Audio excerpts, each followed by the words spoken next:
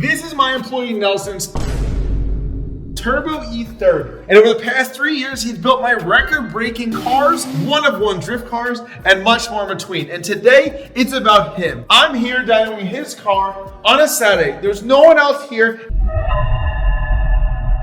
And I'm putting all my time and effort and care into making his drift car perfect on the dyno. We're gonna see how much power it makes, give you guys a whole build breakdown, and go from there. Build-wise on the car, we've been working for a while. He got a great understanding of what's important and what's not. To start, I gave him this turbo. It was an old turbo off my M240. It's an M52 turbo. It has my ignition coils on it. It has a G35 900 Pulsar turbo, Treadstone intercooler, which I love. Drift-wise, he has a proper cage, SLR, secondary handbrake on the car. This is a drift car. The rear end has been cut off, removed, crashed, and fixed more than once. It used to have a V8. But when you work here, all of a sudden, you want a turbo 6-cylinder, as that's what I deal with, that's what I own, that's what I love. He was like, screw it, that's what I want too. So he did this crazy swap on his car from a running V8 to this. It has a Walbro fuel pump in the back. It has a fuel cell. It has a DW fuel pressure regulator. This is sort of like a budget-ish setup without going too crazy. It's still a stock engine. It has a rapid spool exhaust manifold, which makes great power. He did build some fancy fabricated stuff on the car, like this swirl pot that he did thingy-mabobber. Has a metal valve cover. I told you guys it has my coils. I don't want to mess it up so you can see it. This is basic. This is simple, and this should just work. And I'm hoping it makes over 500 wheel horsepower for him.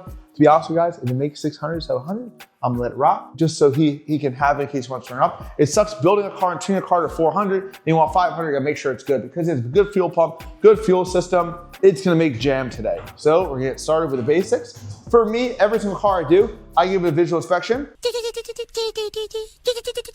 All right, visual inspection looks fine. Now I already looked over a bunch. I have faith in his work, and even though it's my employee, he still boostly tested the car, he still checked it over, and then I give a visual, check wastegate lines, stuff like that, because I trust no one, even if it's my own car. I check it again, because I'll make sure everything's perfect. People make mistakes. Everything was fine. When it comes to tuning a car, the easy part's actually the tuning.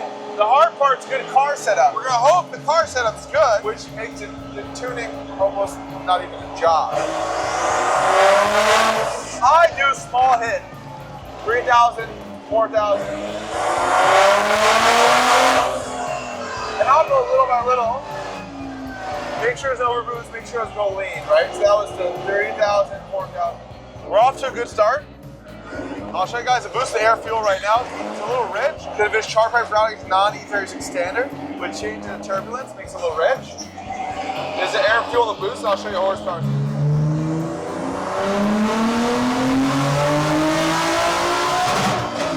The car has maybe M3 cams in it, I'm assuming based on the power curve. It makes 411 wheel horsepower at, I don't know, 9 pounds of boost, which is a fucking lot, right? But what I'm doing for Nelson now, because I care and I'm on a dyno, this is different than a dyno tune and just an email file.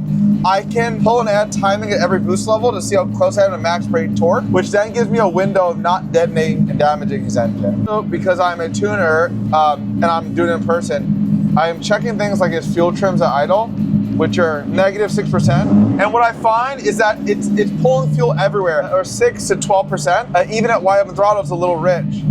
It's because of this charge pipe setup, and everything works really good. So it's an easy solution. The solution is I just pull fuel out across the board, and then I'll play with ignition timing. If you do more than one thing at once, it gets a little funky. Also, yo, do you guys like my haircut? I think it's a good haircut he did to me today. That horsepower-wise was this. Wow, that's a shitty zoom. Holy crap, guys. What the hell? What a shitty-ass zoom. We got Alejandro put a 400 horsepower thing on the screen right now. So I adjusted the fueling. I pulled out like 5% everywhere, and we're gonna get another hit and see if that fixes the fueling. Base map, corner wheel, no revisions. Drift cars, a little richer, which cools up pistons a little bit better, especially on higher RPMs. If I lose 10 or 15 horsepower, I don't care, because the air temp gets hot, and I don't want it to detonate, especially on stock piston. So like a pump gas street car, I'd run leaner, and I'd say close to the edge, maybe you could say. But a drift car, like that has good airflow in the bumper. We go sideways, we drift, shitty airflow. So you actually make like maybe 20, 30 horsepower less on a drift car tune-up. It's not that it's not safe to run a street car tune on a drift car. It's nice to have a safety window, in my opinion. I'm such a good person, a YouTuber person, doing this when no one's here out of my own free time to take care of my employee's car. I'm like tired of the car, I look, right? Turn my head over. I'm only looking at the coolant temp, right? Because he had cooling fan issue before it's all fixed, right? Great, right? Good, good. Oil pressure, not good, right?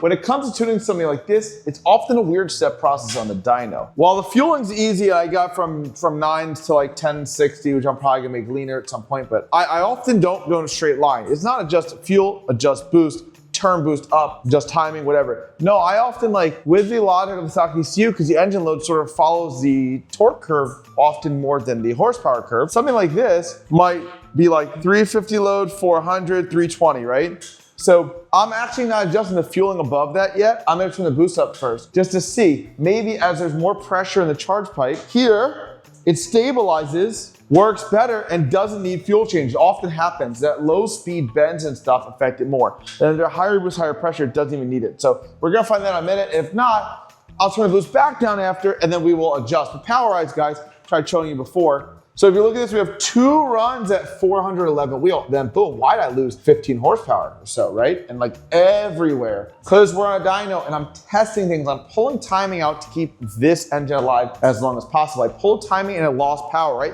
So now I know how much timing as a max I can safely run, right? And you can go a few degrees past it, probably an 85, nothing will happen, but I'd rather build in a safety window. That way, the air temp gets hot, it doesn't just blow up. These are the things for longevity that on a street tune you wouldn't know. You start on the safer side, right? So if I pull timing on this car and lost no power, I'd be over time. I pull power, I lost timing, which means I can add back in and gain, and I did do that. There's 15 runs, you're seeing 2 of them, and I found that my base is pretty close. It was about 2 degrees over one spot and a little under the other. So now I know at 10 pounds boost, 9 pounds boost, this is the maximum time I can run, and I have a window. What do I do from there? Boy's my favorite time of the day, because I only want to turn boost up, is we turn the boost up. There's a RK Tunes boost controller thingy. There's an RK Tunes boost controller thingy in here, but it's hot as f***.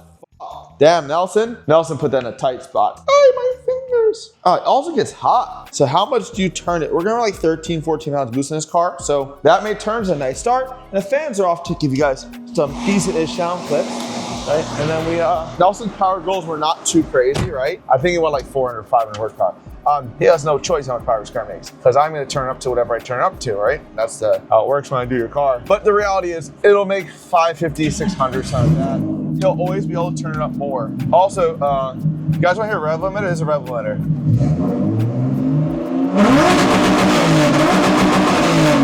He wanted a spicy rev limiter. He didn't get one yet. I will spend a little bit of time and make it spicy at some point, but for now, just a rev limiter. Also, no bullshit. I'm gonna show you guys how much boost it runs right now. This is blind. I don't know what it's gonna do.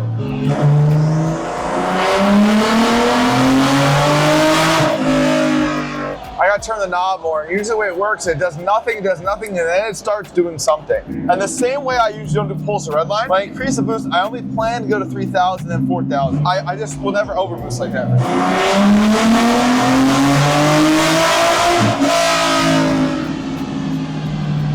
Yeah, someone.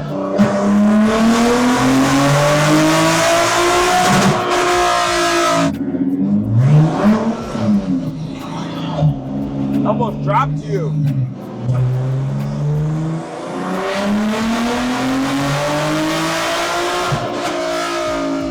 Nelson thought he blew up his car. How do you feel? At the moment, I'm really happy. No, he was not happy. We were not happy. Oh no, I'm not happy. He was not happy. We done in the car. He almost cried. There was a little bit of coolant leakage. 311. That's a gas. That's a gas leak. The car was leaking coolant out of the breather, which is usually a sign of coolant pressure. And he has a cut ring. And there's people with E36s with cut ring problems and worries. And then he was worried. I wasn't that worried. But I didn't build it. And the cut ring from 2020 or something. Yeah, so we're maybe it's fine, maybe it's not. And then plus the motor has 200,000 miles. Yeah. Old stock motor, making 500 wheel. He looked through it and he built a swirl pot thingy. You're gonna insert a clip of a swirl pot thingy. In that he didn't have the top line to the radiator going anything, so it wasn't lead. The coolant gauge showed it wasn't hot, but there was a quart, how much, a gallon low? Low? Like a half a gallon. Half a gallon low on coolant, which is not good. So now it's fixed. It's fixed, yeah. He did the head gasket test thingy. It doesn't say it's blown. We're gonna make some more hits at 500 plus. He put electric on it, boost controller. So he has a button to turn the boost up and down now. Now it will be done and he'll go do a burnout for us. Oh, wait, how would